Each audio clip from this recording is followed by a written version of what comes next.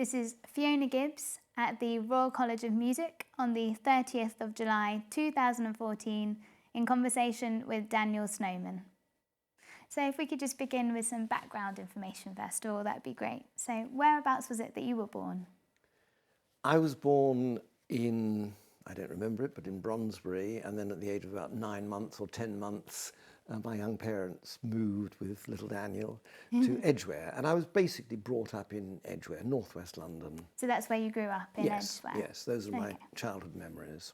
And what was it that your mother and father did? My father worked as an insurance broker in a little company founded by his father, which was therefore Snowman and Son. Oh, right. And my mother was a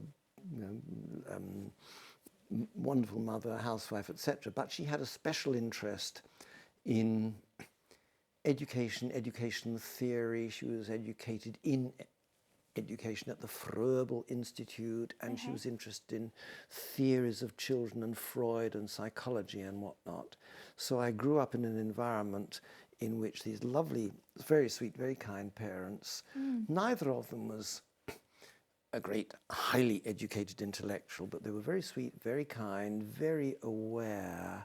And then when I was just a little boy, a little child of a year or thereabouts, Britain went to war, and my dad went off into the army, and my mother basically brought me up. Do you have any memories of his time during the war? Sort of him yes, being indeed. Away, yes, indeed. I was born in November 38. So I was, whatever I was, 6 by the time the war ended. Yeah. I remember very well going to sleep in my little bedroom and then waking up in the garage, which had been reinforced because there'd been sirens and there'd been the danger of being bombed, and my mum had obviously picked me up and taken me downstairs. Yes. And I wasn't scared because I didn't really understand. No.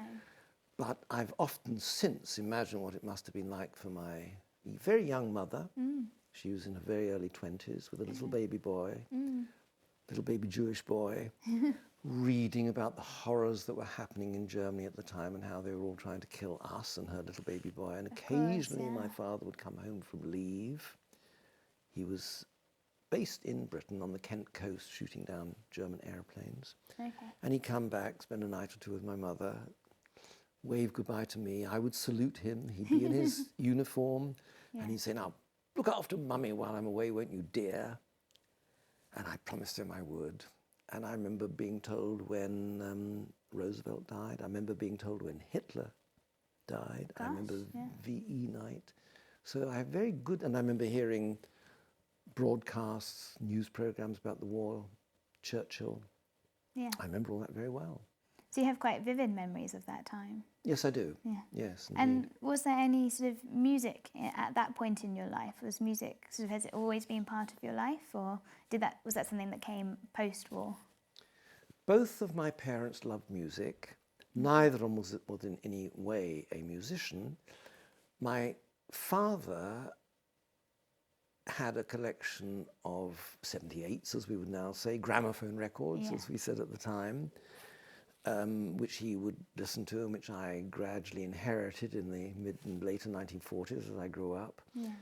And these would have included Chrysler playing the Mendelssohn Violin Concerto, or Gili singing Italian arias from Tosca, Caruso recordings, Melba, Galli-Curci, these people. My mother loved music and played the piano a little bit, nice little Chopin waltzes and so on. Not terribly well, but we had a piano. I tried things out on it a bit myself. And they took me to things and encouraged me to go to things. I then had a brother who was born towards the end of the war, 1944, and he got very, very ill, so he had a great deal of attention. But by that time I was beginning to play my dad's records, try things out on the piano.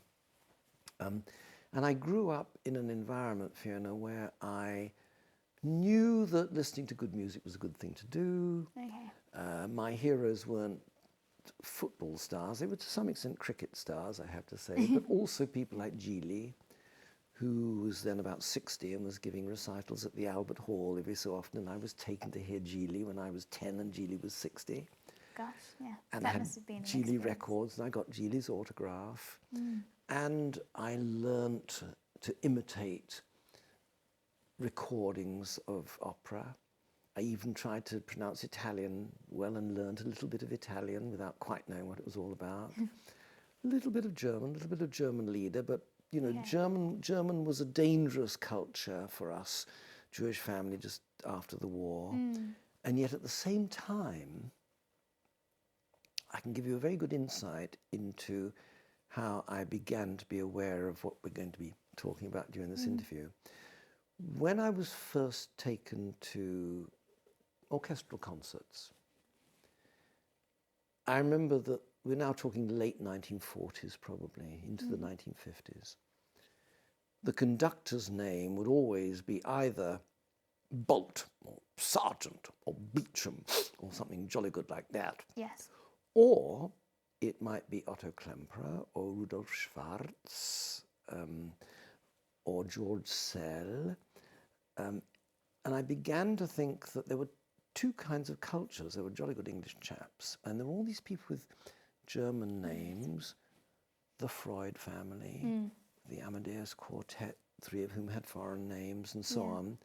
And I remember beginning to think by the time I was about 10 that anybody with a German name was, you know, anybody called Schmidt was bound to be 10 times cleverer than anybody called Smith and much more cultured and had an interesting accent that showed you how profound they were. Yeah. And I'd already picked that up in this cultured Jewish northwest London environment that I was brought up in, even though neither of my parents or their families were refugees from Central Europe, but went back, like most Jewish families, to the 19th century migration from Russia, Poland and the shtetl. Yeah. So you talked a bit about how you felt that someone called Schmidt might be sort of more cultured than someone called Smith, which is something that, as we know, that the kind of English musical sort of side of things was very much trying to sort of work it against before the war and try and sort of collaborate and bring English music up. But what I was interested in was whether you found it sort of uncomfortable. You sort of mentioned that you're a Jewish family and that there was a kind of sort of not problem, but sort of, discussion happening for you as to whether that was okay to sort of be playing German music. Was that the case? Did that feel uncomfortable or not really? Was it not something you were aware of? It's an interesting question. I really had to try and think back. I think there were several things going on in my youthful, unformed mind. One was that there were all these wonderfully clever people, some of whom we knew and some of whom we would mimic, because they talked like that. But that shows they were clever, and they could pronounce funny foreign words like, you know, Gesamtkunstwerk in a way that I couldn't. Then there were nasty Germans, and Germany itself was, you know, people didn't go there and all that. And thirdly, I think I was also very much aware, not intellectually, but as a youngster growing up, of the revival of a more traditional British English, as we used to say, popular cultural history. I knew the folk songs, the Ash Grove and all those things, Greensleeves. I learnt to revere Vaughan Williams, for example. I used to collect autographs. I've already mentioned that I have a signed photo from Geely. I also have a letter from Vaughan Williams, who said, "Dear Daniel Snowman, don't get into the habit of collecting autographs. It's worse than collecting stamps," and so on, but he signed it. And much, much later in life, I remember reading the correspondence between Vaughan Williams and Ferdinand Rauter about whether Vaughan Williams would be the president of an Anglo-Austrian music society. And Vaughan Williams, in his sweet way, and I'm sure you've got other people telling you about this, said, "Well, the problem is, we're glad that you are refugees who've lived and are here and are enriching our culture, but you come from a culture that is so much richer than our English musical one that I'm partly not wanting to encourage you to be even more dominant than you are." And I grew up in a world in which that was an issue of which I was not yet fully aware. It's only later on that I began to link the emigré culture, the refugee culture, the Amadeus Quartet, Klemperer, Scholti, the philosopher of Popper, the art history of the Warburg Institute and so on, with the same culture that had preceded and in some ways even inspired the growth of Nazism. And later on, of course, I went to Germany and Austria and discovered the continuities between the world I grew up to hate and the world that I grew up to love. So I know that you studied history at Cambridge. Were those experiences that you had early on in life, did that sort of mean that you wanted to look back in history and about how those experiences had come about, specifically to do with Germany and Nazi Germany? I think I've always been temperamentally a historian. I'm always asking, how did this get to be the way it is? You know, how did you and I get here today? The moment you ask that, you get into the whole history of transport in London and how would we have got here when the RCM was first built and all that. I also had an extraordinarily good history teacher when I was a schoolboy, a man who is, as of today, alive and well into his 80s and whom I saw not long ago, a man called Dennis Felsenstein, whose historical background is probably not a million miles different from my own. But I wasn't especially interested at that stage in recent Jewish German world history. I was studying the Victorians, I was studying the ancient Greeks, I was reading Hobbes and Locke and Rousseau and so on. But I was beginning to expand as a person and beginning to ask awkward questions, whether it was about Judaism. I was brought up Orthodox Jewish, but I asked awkward questions. You know, how can you tell me that we should believe in this, whereas at the same time that? Why are we so selective about what it says in the Bible, etc.? And when I was at Cambridge, I guess my first serious girlfriend there was a German girl. This is not that long after the war. And she and I probably both realized the psychological imperatives as well as the fact we got on very well together. I was trying to expand and ask the questions that weren't being asked. What's the other side of this news story? In the same way that you know, this morning's news was all about Kiev and the Russians and Putin, and my instincts would be to say, well, what's the Russian viewpoint about what's going on in Ukraine? We don't hear enough of that, etc. And in the same way, my mother had a full psychoanalysis, Freudian psychoanalysis in the early 50s, and I would always say, well, why do we feel this? Or to what extent is our subconscious? I was always asking the awkward questions of various kinds, not especially to do with Germany or immigrant culture, although I was obviously aware of the fact that I, a couple of generations before that, came from an immigrant group. And I had a girlfriend who was German and a roommate who was Indian, and I was crossing boundaries. I wanted to travel to places both geographical and intellectual and cultural that perhaps I had hitherto felt were barred to me. So if it wasn't at Cambridge when you sort of first became more aware of the sort of cultural impact of the emigres, but it had obviously been part of your life for as long as you can remember, whenabouts did that sort of come into your consciousness of something that you were really interested in?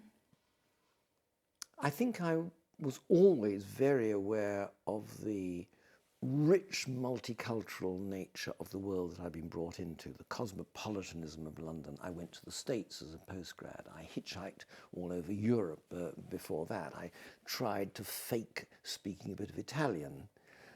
I tried to learn how to pronounce German properly without knowing the language terribly well. And I revered a huge range of cultural influences on the world in which I lived, from America, Europe, everywhere, as well as Henry Moore and Benjamin Britten and Michael Tippett and all the rest of it. I also had a letter from Benjamin Britten. I wrote to him for his autograph, and he wrote me a nice one back, which I still have. And I don't think that I separated out the Hitler emigres, the cultural refugees from Central Europe, as a phenomenon to think about separately and seriously till much, much later. Probably when I was asked to write a book about it. You know what happens? You don't really understand a subject by imbibing it. You really only understand a subject when you have to deliver it to others, to lecture about it or write about it or speak about it. And it was only when I was going to write a book about this cultural impact of the Hitler emigres that I began to try and put everything together and say, well, what was their contribution to British cultural life in general, and perhaps musical life in particular? And how many people was it that you interviewed for that book? I was writing that book in the late 90s and early 2000s, which was a very good time because the whole emigre experience was still well within living memory, and many of the most distinguished of them were alive and well, and perhaps in their 70s or 80s, but interviewable. By now, we're meeting in the end of July 2014, most of them are dead. Those who are not are very elderly. And it will soon become not memory, but history. So I caught it at a good time. It was also a good time because many of them were prepared to talk seriously about their cultural background in a way that in midlife many of them said they wouldn't have done. They were too busy making careers and trying to pass as Brits. That's unfair, but you know what I mean. I remember one of them saying to me, you know, when I came to this country, I wanted to be as English as possible and wanted to learn about cricket and pretend that I liked milk in my tea and kippers for breakfast and all that. By the time they were elderly, many of them spoke much more frankly about that background. And I recorded, I can't remember, but a good 60 or thereabouts interviews with many, many of the most distinguished who are still alive at that time, and a few are to this day. I also, of course, read very widely, read everybody's memoirs and biographies, a great deal of history, went to Germany a lot, met many of the scholars there, and Austria, as well as elsewhere, Prague, Poland. Most of my interviews, I found, were done in St John's Wood, Swiss Cottage, Hampstead, northwest London, of course, Finchley Strasse, the Finchley Road area. And as I say, I probably recorded something like 60 lengthy interviews with elderly survivors from that period. And do you think that your own background, sort of having come from a Jewish family and as the son of Jewish immigrants, albeit sort of several generations earlier, do you think that impacted on how you interacted and how you felt about what these people were saying? I think my Jewish background did a bit. I think the fact that I was brought up in Jewish northwest London and knew about the world of Freud and the Wigmore Hall, I think it also gave me both an insight and an element of distance, intellectual distance, from those that I was meeting and writing about. In addition, I remember when my book first came out, there were a lot of reviews that said, Daniel Snowman has written a book about Jewish refugees from Germany. And many were. But many were not. Many were not Jewish. Many of the distinguished emigres were not. They were simply people who couldn't stand up with a regime that said, you can't use this violinist, or, you know, they were accused of being Bolshevik or Bauhaus architects or Kokoschka or whoever it might have been, the founding fathers of Glyndebourne, Fritz Busch, the conductor, Karl Ebert, the director. They were not Jewish. They were big people who couldn't deal with the Nazi regime. They were not all refugees.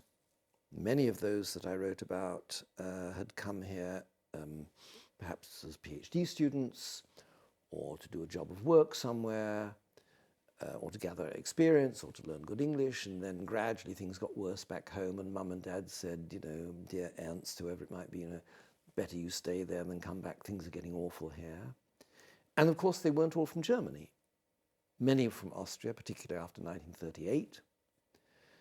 Many were from the wider Central European area, some Poles, some Hungarians, some Czechs, and so on. And I enjoyed being able to put this into an historical context which went back to the Vienna of Freud and Mahler and Klimt and Schnitzler, and perhaps earlier, perhaps to Moses Mendelssohn and the Enlightenment, that also expanded beyond simply the subject of the emigre musicians.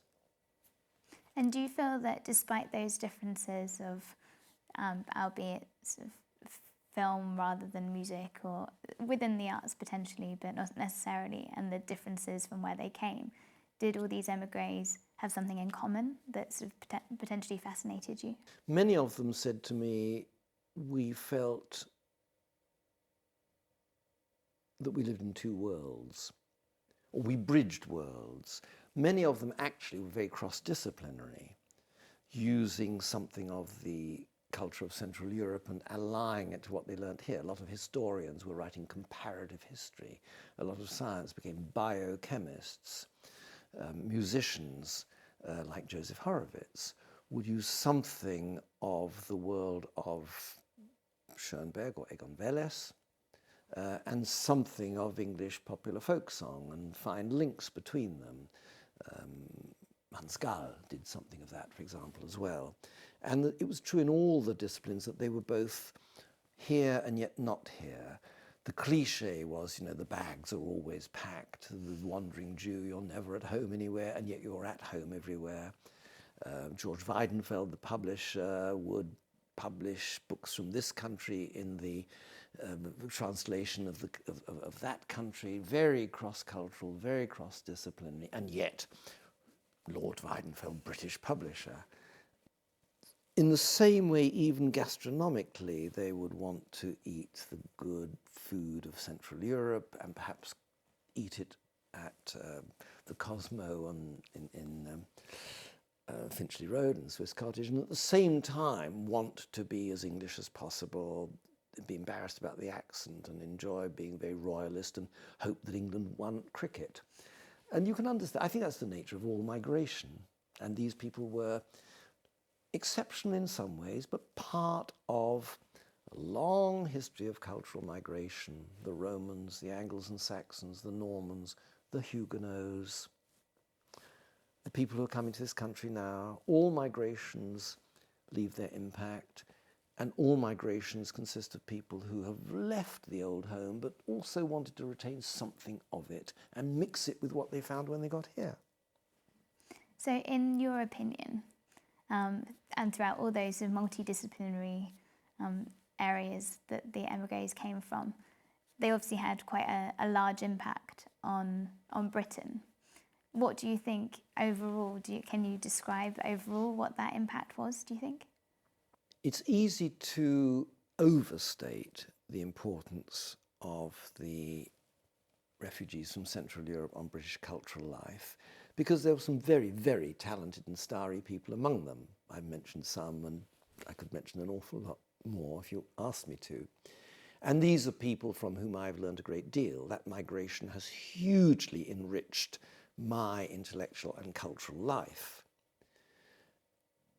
But they were not the be-all and the end-all of British cultural life. First of all, one must remember that the great majority of the emigres from Central Europe were not superstars. They were ordinary men and women who had suffered and managed to get away, were lucky to be alive, and got on with their lives and did their thing in business or science or teaching or whatever it was as best they could. And like all migrant groups, they had nutcases and dangerous oddities amongst them as well, and some suicides and some very unhappy people and the odd criminal. So the great stars whom we're chiefly talking about, the great composers, and particularly perhaps the great conductors, violinists, chamber players like Norbert Breinen and his colleagues, these were hugely talented, they were exceptional, and were models for many homegrown Brits, but they were not the be-all and the end-all of British cultural life. Insofar as they did make a big impact, some credit for that must go down to the reception that they received. The Amadeus Quartet, for example, came together they originally got to know each other in wartime, and they met Martin Lovett, the cellist, to join them, and they launched themselves at the Wigmore in after the war, 48, just at a time when concert life was beginning to take off. A few years later, there was the Festival of Britain, which gave an awful lot of work to many of the creative people among that migration, engineers, artists, architects, and so on. A new concert hall to replace the old Queen's Hall. Just around the time that the BBC was creating the third programme, which was devoted to serious culture and particularly music. Just at the time that the long-playing record was coming in, so London becomes the headquarters of the recording industry. You know, if you're a young musician, this was the city in which to be. The great musical centres of Europe, Vienna, Berlin, Budapest and so on, they'd been smashed to bits, and or they were on the Cold War frontier. They were no longer the centre of activity in music. London was betwixt and between Central and Eastern Europe on the one hand, New York on the other hand. Not long after that, the jet plane comes along. London was the place to be, and it was not entirely, but by and large, very receptive to creative talent from among these refugees, and particularly, I think, Fiona, in the world of music.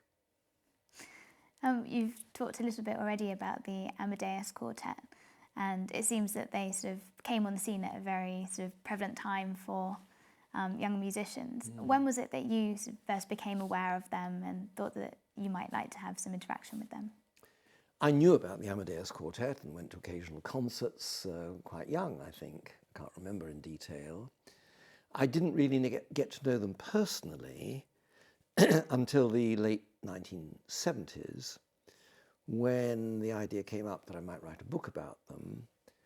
Met them individually, met their families, and then of course went to their homes when they were rehearsing, and really became very immersed in their lives over the next 2 or 3 years, and got to know all the people whom they were working with, and remained friendly with them individually over the years since,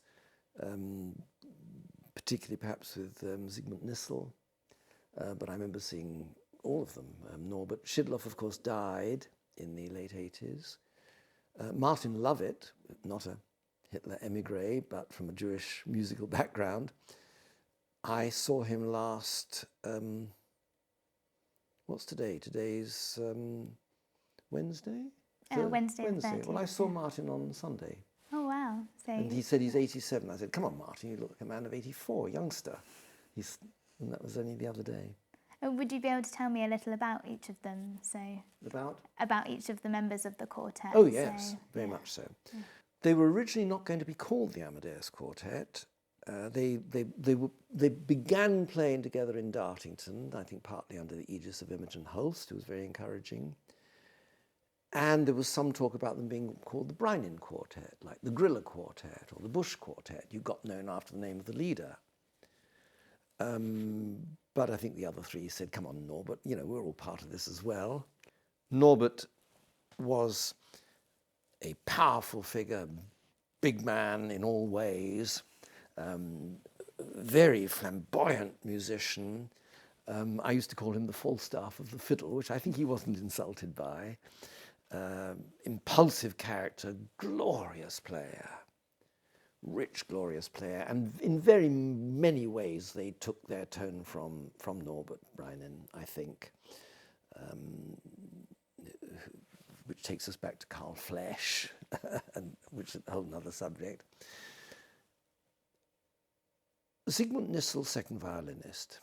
Ziggy, before I knew him, I just saw on the platform this wonderful, big, large, flamboyant leader, and this rather quiet second violinist who didn't move around a great deal, wasn't sort of easily caricaturable if I'd had artistic gifts, and just played appropriately and beautifully and took over when required.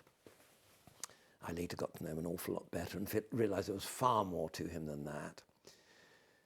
Peter Schidloff, tall, balding dome, beautifully elegant player, again mixed the viola playing with the quartet as a whole, was a violinist by background,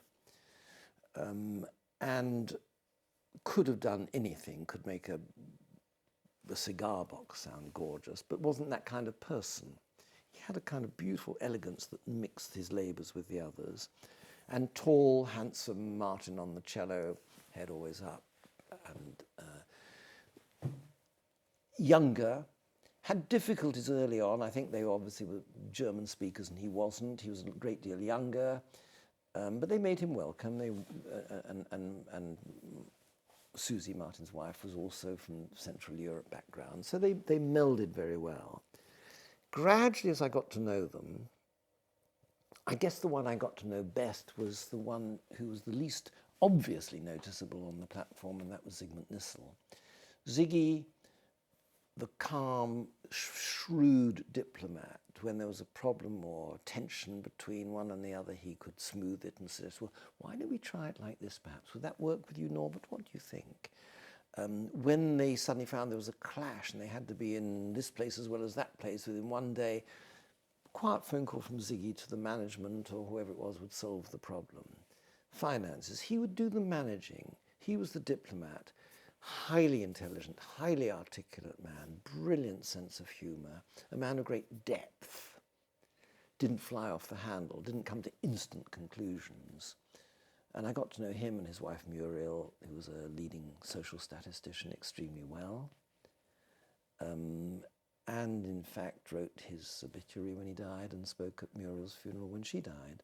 And only the other day I met Norbert's daughter, Anne, and a few weeks before that I met Schidloff's daughter as well. So I've kept in touch with the families. I'm very friendly with Sonia Lovett, daughter of Martin Lovett, and Peter, her brother. I guess I still go to string quartet concerts and I have the Amadeus in my mind. I think, oh, I'd love a little more vibrato there, or just or slightly more rubato in the Schubert quintet perhaps than you get nowadays, where things are a bit more formalised than perhaps they got away with. Well, they sound like four very different personalities and potentially big personalities. How did they come about playing together? They were all big personalities, no doubt about that, and could be pretty formidable.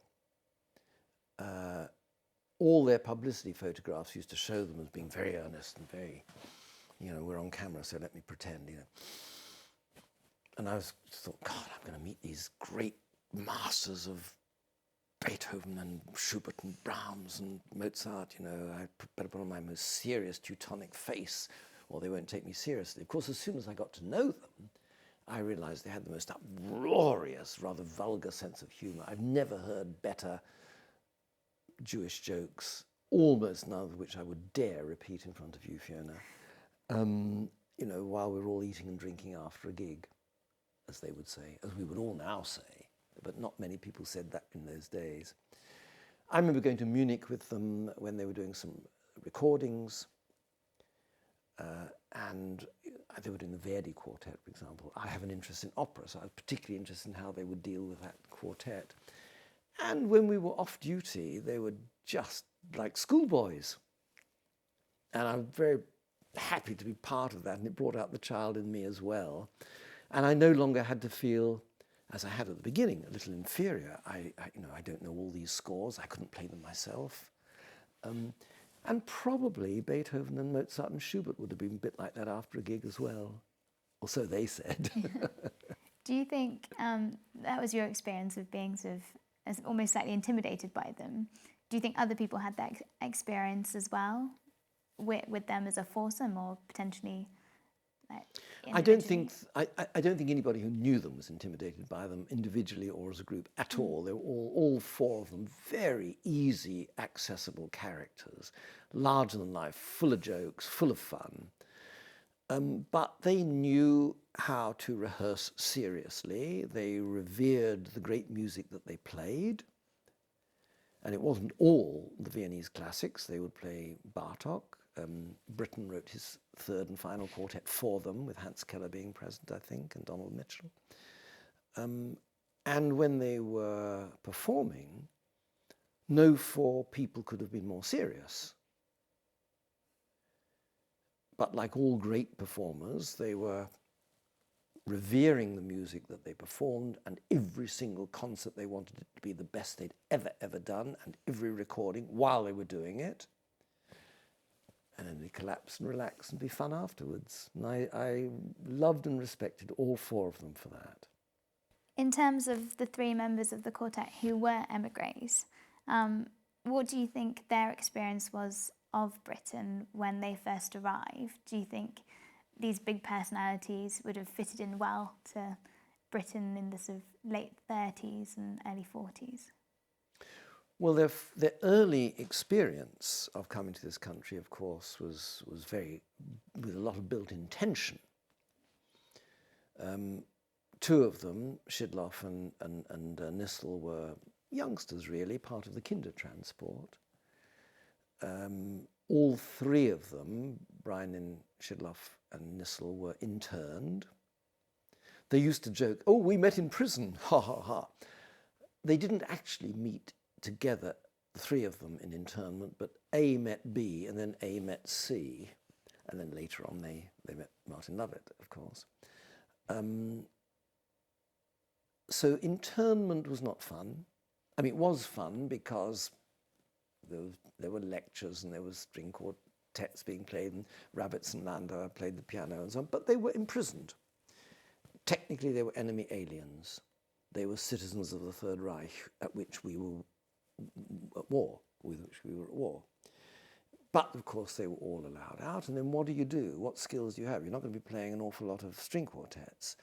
You do practical stuff. You're given a little job as an engineer or a car mechanic. You can maybe do the occasional violin thing for one of the touring companies ordered by ENSA or SEMA, which were these are the acronyms of the organizations that arranged culture during the war, or something perhaps at the National Gallery under the aegis of Myra Hess, perhaps if you're lucky.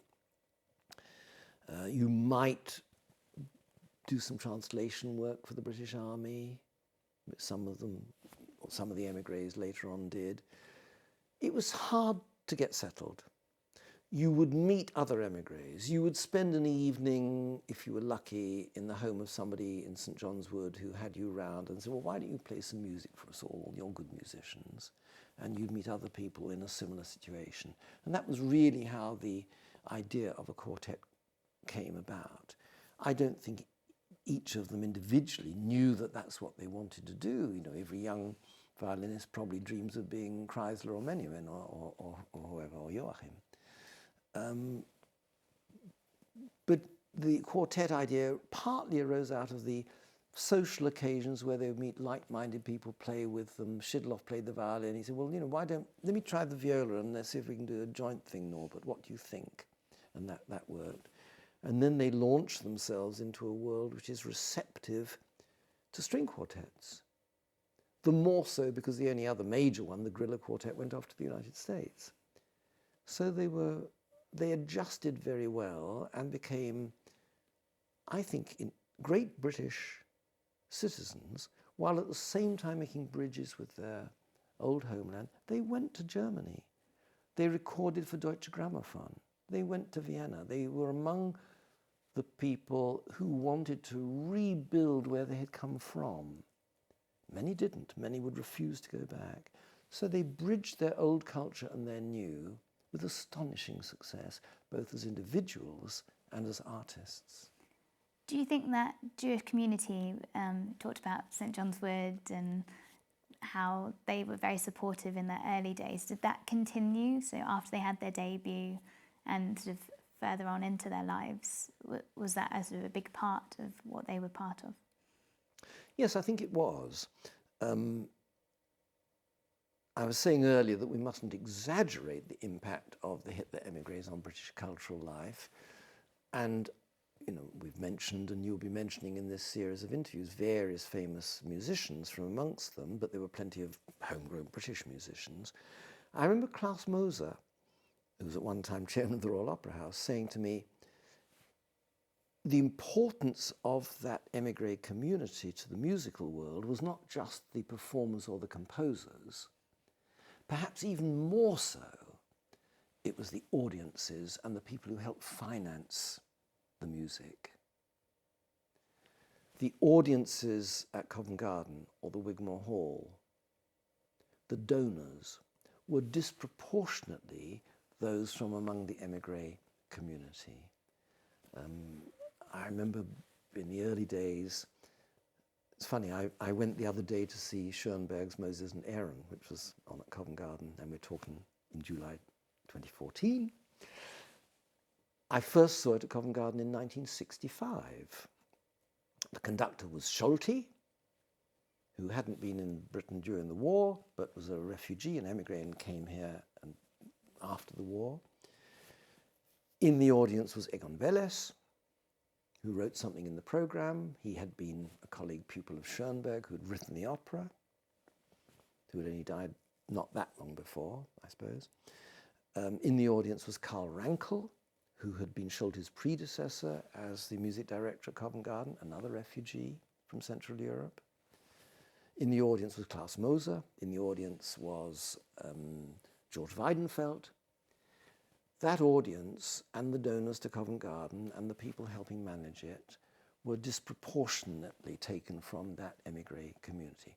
Not so much the artists. There weren't many singers among them, probably a few violinists in the orchestra, but as patrons of the music world that I was brought up in, these people were supremely important, and my generation, owes a lot to them. So specifically regarding the Amadeus, and you've touched upon the fact that they went back to Germany and worked for Deutsche Grammophon. Do you think they had, or their cultural impact went much wider than Britain and Europe? Would you say that they had a wide cultural impact sort of throughout the world? Yes, I think the Amadeus were probably the great string quartet worldwide, although the 1-2 Americans I can think of who'd shoot me if I said that. For a very long time. They survived for nearly 40 years. And they always said that they would break up when one of them left or died. They were not going to have a substitute. I remember Norbert Breinin saying to me, how can you have a substitute in a string quartet and still call it the same quartet? If we brought in a different cello player or second violinist, or, I pop dead and have somebody else, it'd be like sort of Arsenal or Chelsea. There's no continuity about it. They just bring in other players. We won't do that. And they didn't. But Peter Schidlow died, I think, in 1987, which is nearly 40 years after the quartet began. And during those 40 years, they toured worldwide a great deal. Their records sold worldwide. This was also the acme of the history of recording. And they taught, and quartets or potential members of quartets came to learn from them. And after Peter Schidlow died, the survivors continued to teach for a long time. And I remember talking to Ziggy Nissel about this. I said, well, you're now teaching the Amadeus's grandchildren quartet, the Belcher quartet, people like. He said, no, we're not trying to make them play like us. We're trying to get them to explore the great scores that they play with the independent mindedness that we did when we first saw those scores. So I don't think that there were little Amadeus quartets around the world, but I think there were many people who were inspired by what the Amadeus did to try and do it their way, which is exactly what the Amadeus would have wanted.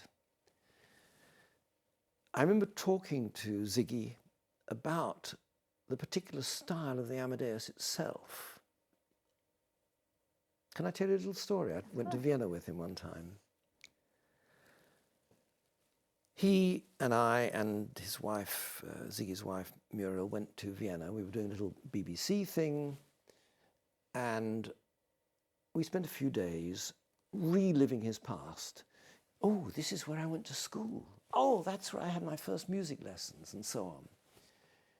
And I remember one evening, we took him out to one of the Heurigen, these little villages on the edge of Vienna where you can sit out and there are trestle tables and they pour the fresh wine and it's all very easy, like Heiligenstadt, we're associated with Beethoven, that kind of north of Grinzing.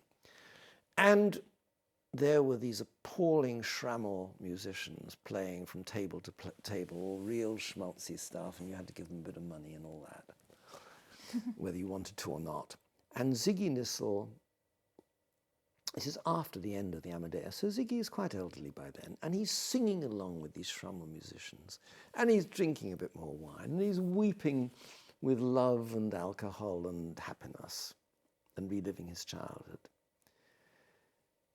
And the next morning at the hotel over breakfast, Ziggy and I were talking, this time over coffee, and he said to me, Daniel, you're always asking me what was characteristic of the way we played in the great days of the Amadeus. And he said, those musicians last night, they were very schmaltzy, there was huge amounts of rubato, massive glissando, you know, a bit the way, you know, when they played a Strauss waltz, you know, the second beat was always absurdly too early as opposed to beautifully too early. Bum, bum, bum, bum, bum. He said, you know, and yet I loved it. And, you know, I think when I was a kid, he was born in Munich but brought up in Vienna, I remember my dad singing me songs like that and things that went in and out of the major and minor, just the way Schubert songs did. And I think that in the great days of the Amadeus Quartet, we didn't play like that, but we played in a refined, rehearsed, disciplined style with that kind of music as its root.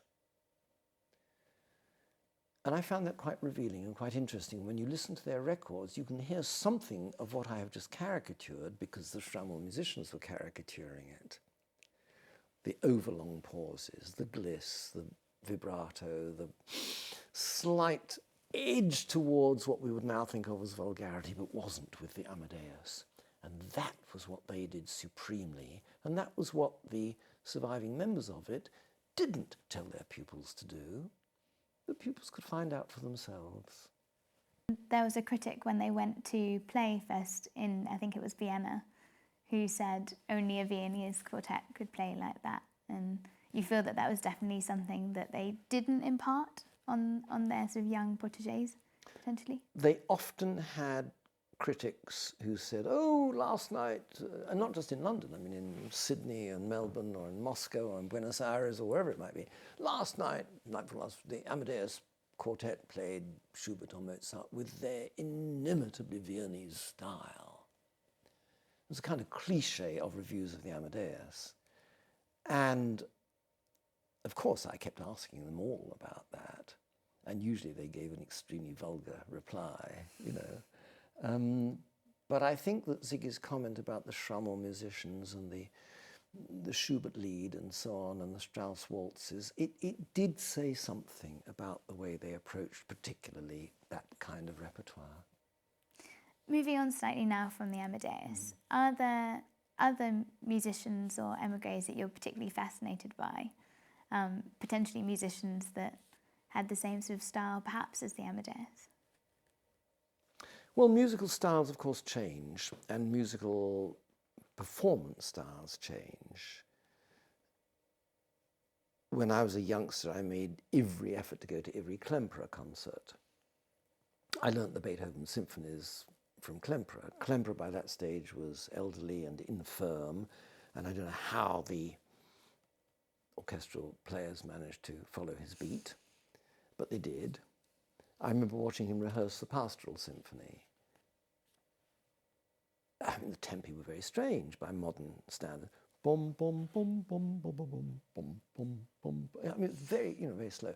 Or he would, or Fidelio or something. I mean, the grandeur and grandiosity of the style of that time is something that wouldn't be acceptable now, particularly in earlier music. Mozart. I mean, the overture to, you know, because your Zauberflirt has now played double the speed and double the clarity of what was expected in those days. So things have moved on. But I'm still very intrigued and fascinated by and grateful for the kind of music making that I learnt from that generation. I remember going to concerts conducted by Walter Goer, Alexander Goer's father, for example. And a great conductor, conducted, I think, the first performance of Michael Tippett's Child of Our Time. a piece that I know and love and revere and have sung, and was written about an incident that happened the week I was born. And Walter Gurr, I think we called him, was the conductor of the first performance of that. All I can say is that since then styles have changed, we've all moved on, I've moved on. I now find some of those kinds of performances a little staid and stodgy and old and grand, and I want to hear, the Matthew Passion played in a modern kind of Elliot Gardner and beyond kind of way. But I learnt those works from that generation, and I've mentioned Schulte. Huge impact on my life when I went to all his great performances at Covent Garden, later on sang under him with the London Philharmonic. Demoniac energy, didn't always, I sometimes thought, God, if I was conducting, I'd have done this movement a bit differently. But having that exciting power that went back to Bartok and so on was very, very, very moving and very exciting for somebody of my generation.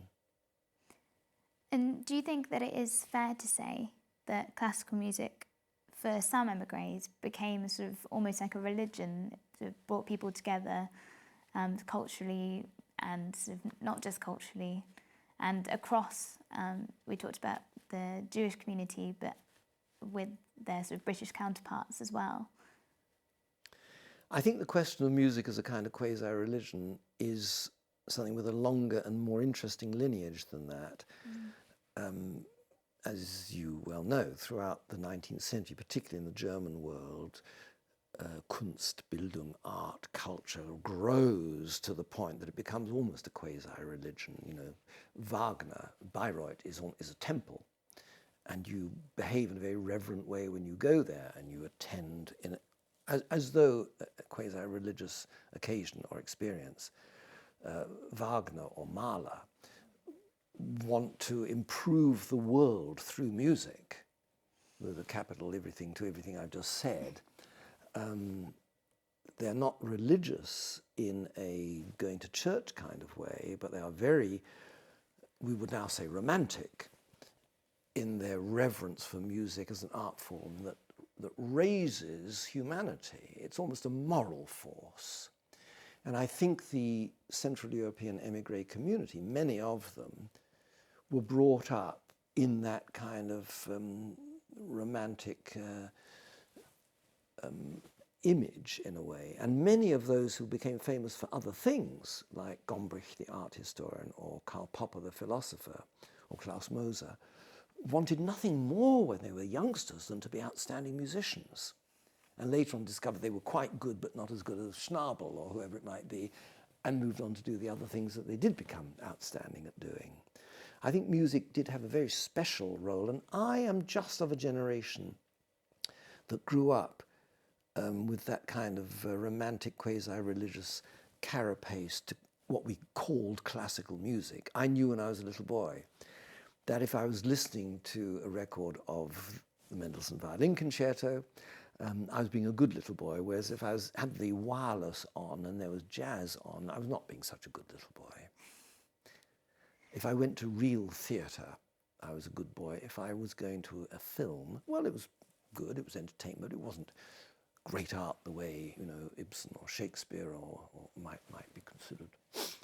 I guess it's that difference between something that's seen as culture and something that's seen as entertainment. Yes. in that specific. I think that's right. Thing, yeah. There was quite a strong distinction between culture and entertainment, high art and popular entertainment that was looked down rather snootily. It was only later, when I became a better historian, and particularly of music and musical art, I've written a book on the social history of opera, so I read a great deal about opera in the 18th century. It was entertainment for the rich. A composer like Mozart, whom I grew up to revere as a God-touched genius, was a very practical guy who did what he was commissioned to do and did it wonderfully. And if he was asked to do something entertaining because there was going to be a ball at the house of the Lobkowitz or whoever it might be, and this is the money and that's the deadline, he'd get down and do it. Probably play billiards and drink coffee to the middle of the night and say, Christ, I've got to finish that bloody thing by tomorrow, and then do it, and it was wonderful. I'm not demeaning the creativity of Mozart, who is one of my gods to this day. If I were religious, every time I go and see Figaro or hear the Jupiter Symphony, I realise what a stupendously creative genius he was, and the tragedy of his dying when he did. But it's only later on, it's in the 19th century, it's from Beethoven onwards, Beethoven's funeral, where God isn't mentioned, but Kunst, art is mentioned, that the idea of music as being this ethereal, heavenly, quasi-religion really emerges. And I think the Hitler emigres and even people of my generation still hung on to a little bit of that. Today, we're now living in a postmodern age where everything is, your opinion is this and my opinion is that. No one thing is better than anything else. And I sometimes agree with that. And then the old me comes back and I think, rubbish. Obviously, a lot of the emigres, or some of the emigres from the Jewish backgrounds and people who hadn't experienced the Holocaust firsthand, were nonetheless aware of the Holocaust and would have had friends and family that were impacted by that. What do you feel was the experience of those persecutions and the Holocaust on the emigre population? Did it affect them outside of their work as musicians or artists? Yes, the war and the tragedy of the war and the mass murder left a dark cloud on the whole of subsequent history that one couldn't, of course, ignore. It's a subject that I find myself revisiting from time to time, for either that I'm reading about it or writing about it or lecturing about it or being interviewed about it, or visiting Poland and making a trip to Auschwitz or going to Dachau. I find it very hard to imagine what it must have been like if you were a kid of 10 or 12 or 14 and you wave goodbye to your parents, get on a train, you come to this country with the Kindertransport and you never see your parents again. It must have, who knows what psychological effects it must have had. Some of them distracted themselves with work, with creating a new life, with trying to do something perhaps that their parents would have been proud of, or their brother or their sister or their grandparents or whoever. Some of them probably suffered a little bit of survivor guilt. It's a cliche, but again, how could you not?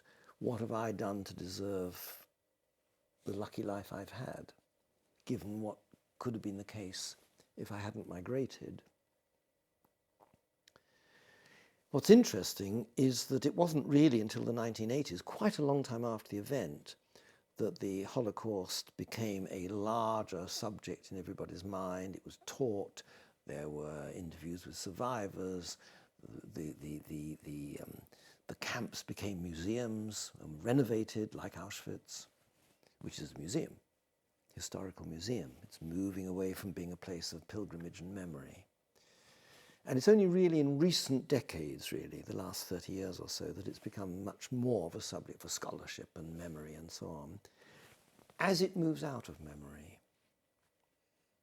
But as I think I said earlier, many of those whom I interviewed in the 1990s and early 2000s were only beginning to want to talk about their own background by that stage.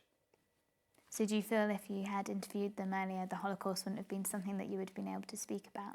I think if I'd interviewed them earlier, or asked if I could interview them earlier, they probably would have said, no, I'm terribly busy, I'm very, very sorry, but I don't have the time.